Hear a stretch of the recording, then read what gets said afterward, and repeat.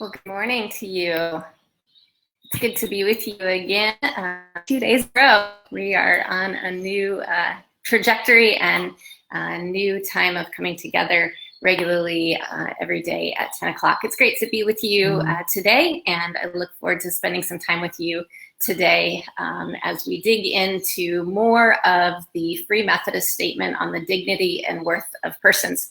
We started there yesterday, and just as a quick little recap, the dignity and worth of persons is something in the Free Methodist Book of Discipline.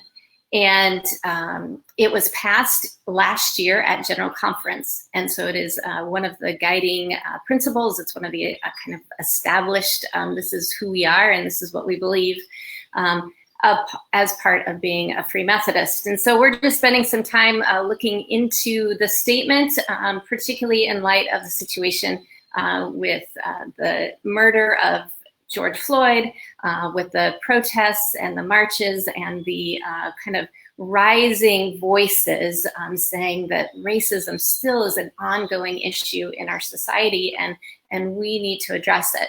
And you might say, well, why does the church need to step into this? This is a political conversation. And I would say that this is actually a God conversation that politics happen to also have a voice into. But really, it begins with God. And I think the dignity and worth of person statement really establishes that quite well.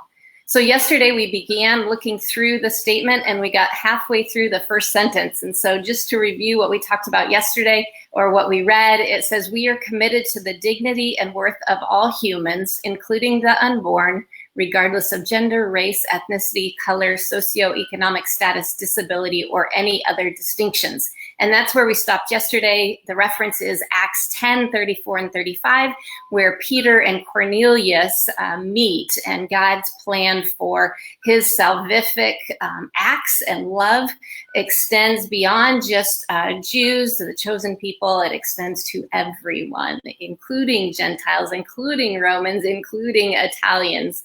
And so we're going to finish that sentence today. So the second part of that sentence says this: we will respect them as persons made in the image of God and redeemed by Christ's death and resurrection. We will respect them as persons made in the image of God and redeemed by Christ's death and resurrection. Now, as I mentioned yesterday, this statement is founded on scriptural principles, and each statement is backed up by a statement that we see in scripture. And so this half of this sentence references Genesis 1, 26 and 27. And so we're going to, of course, start there.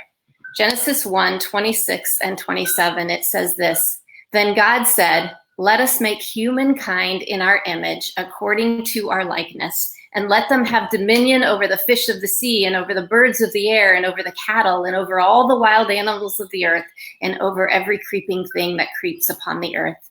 So God created humankind in his image. In the image of God, he created them.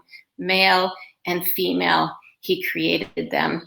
Now, there's a lot to talk about in here, and I'll try not to go 18 minutes like I did yesterday. But the very first starting place that I want to emphasize is that our starting place for theology is God's very good creation. I want to say that again. Our starting place for our theology is Genesis 1. It's the creation where God creates humankind and says it is very good.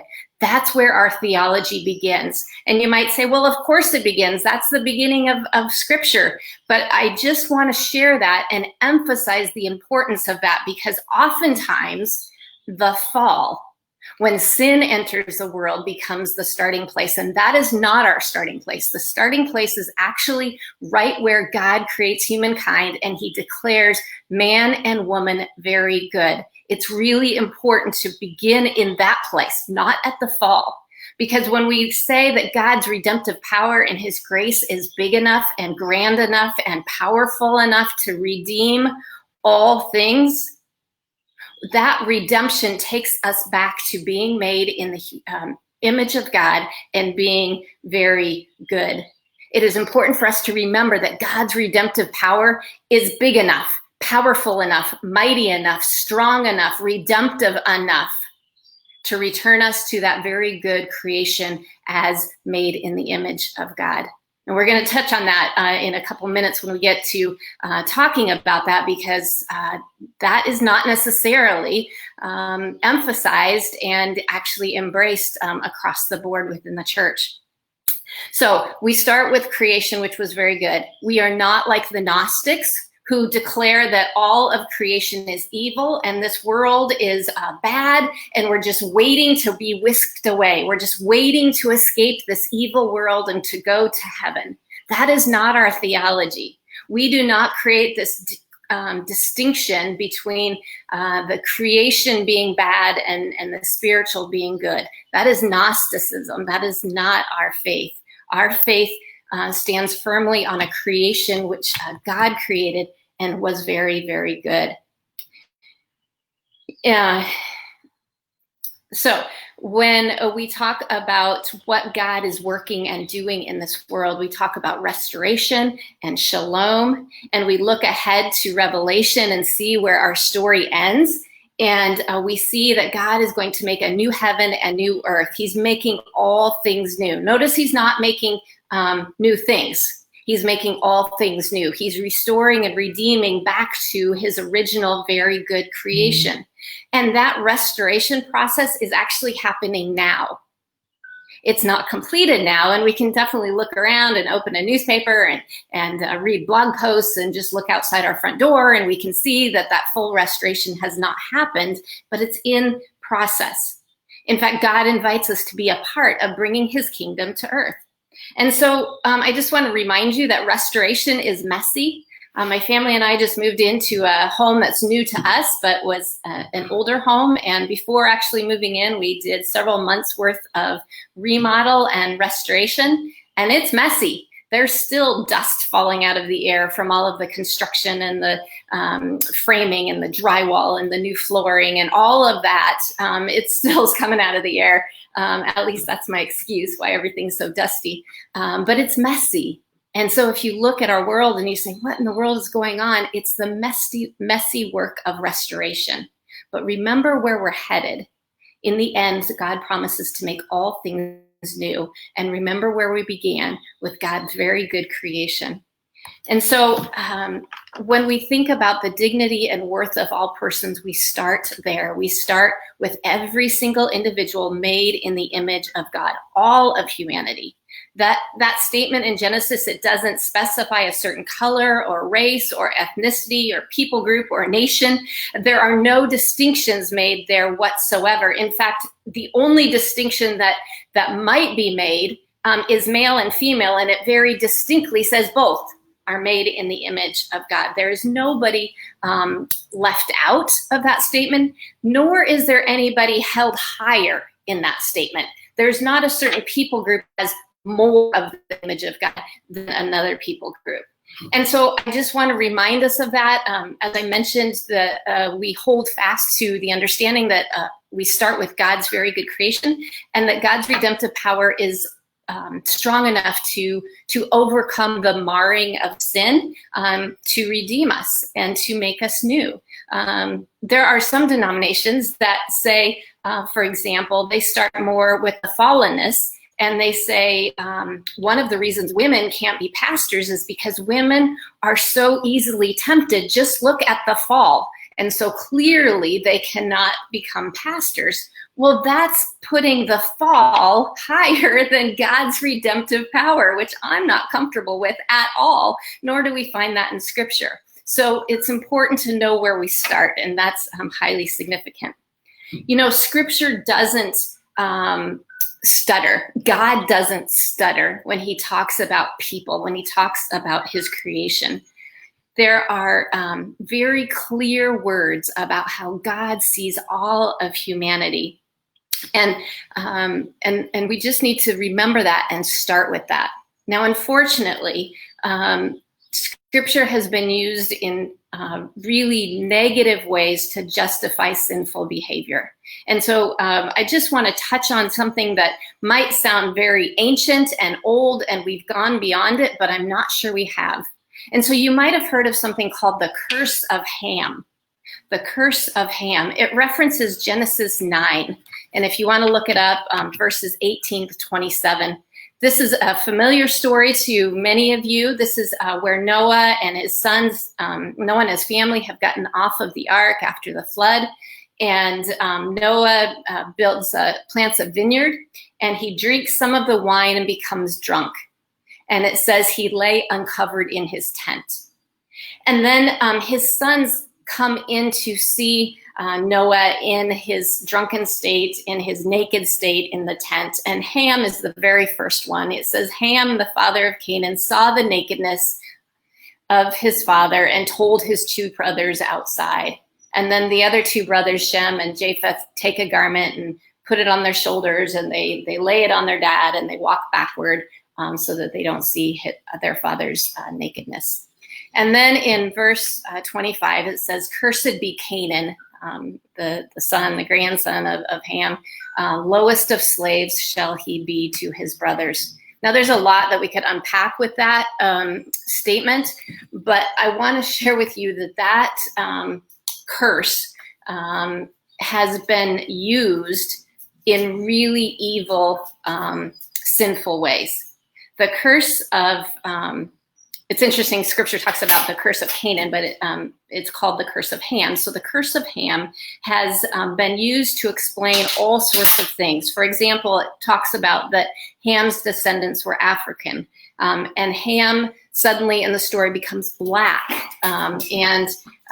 Partially, some of that understanding might be Ham in the Semitic language might have meant dark or black or heat, but the understanding that gets developed in some streams of theology establishes a racial hierarchy, and it uses the words from Noah to his son about a response to his inappropriate handling of his dad being naked, is used to establish this racial hierarchy. And so the slave trade says clearly this is okay, because scripture has established this racial hierarchy of Ham's descendants are cursed with perpetual servitude, perpetual slavery. And so this becomes a working assumption in the language and in the teaching for centuries.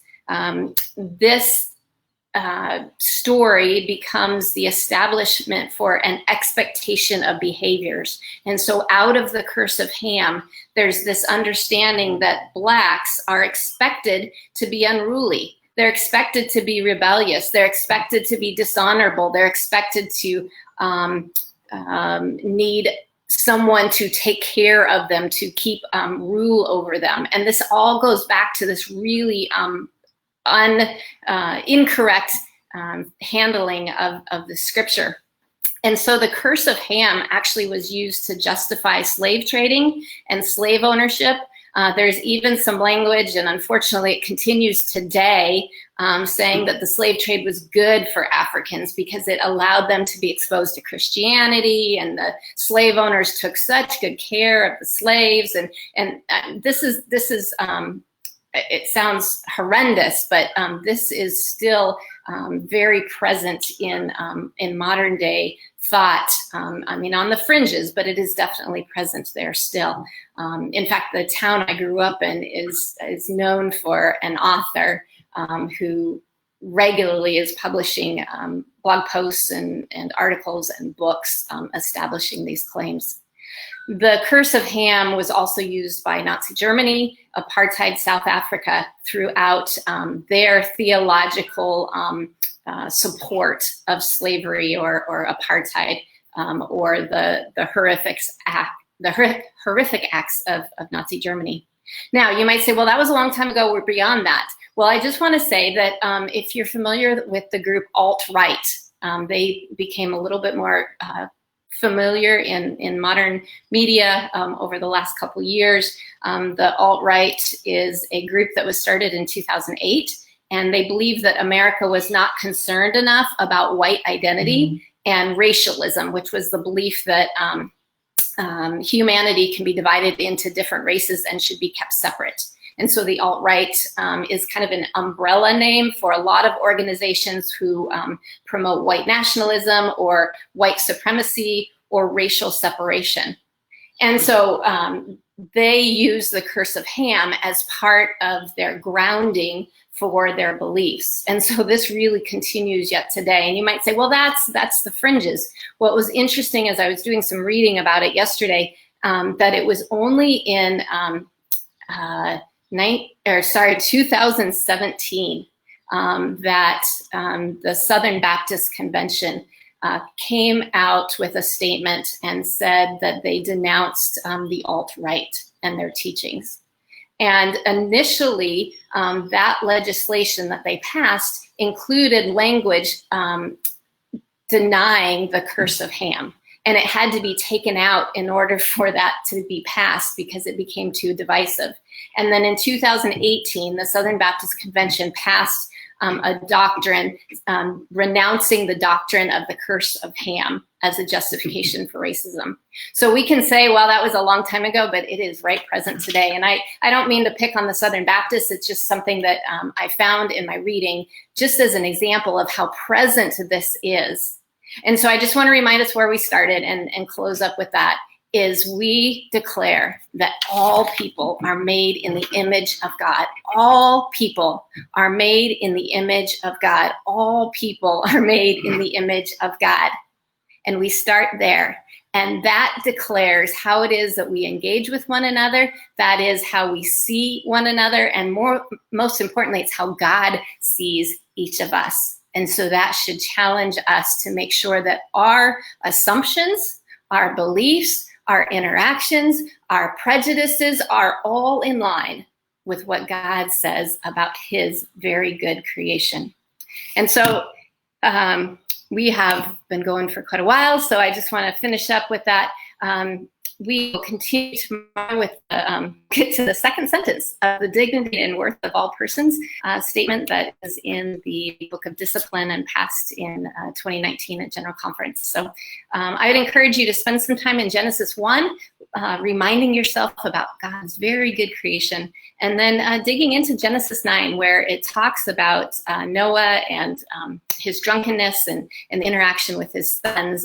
And while it is indeed a story for us to learn from, it is definitely not a theological basis for any ongoing prejudice or establishment of racial hierarchy. So let us together look to the one who has created us in his image and declares us very, very good. And may we go forth today and continuing forward, engaging with one another in the love and grace and mercy that God has shown to us, treating one another as made in the image of God. God bless you. Have a great day.